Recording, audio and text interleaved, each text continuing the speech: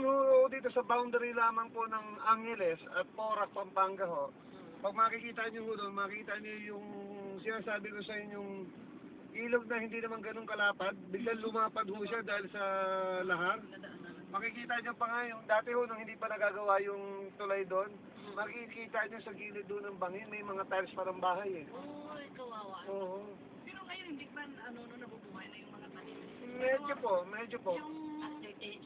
Yung nabura, actually, hindi naman nabura, kaya lang tumaas lang yung lupa, hindi ba? Opo, kaya lang. Sa kanila pa rin yun kung iisipin natin, sa kanila pa rin Sa kanila pa rin yun. Sila pa yung may-ari ng lupa. Opo, ipapano lang po nila yon, ipapasurvey lang po ulit, papasukat lang po nila ulit para. Parang tumaas lang ganun ba, ganito, kunyari yun mababa yun noon, ngayon gumanyan na, di sa kanila pa rin. Meron po nga dito sa may San Guillermo, sa may bayan po ng Guagua.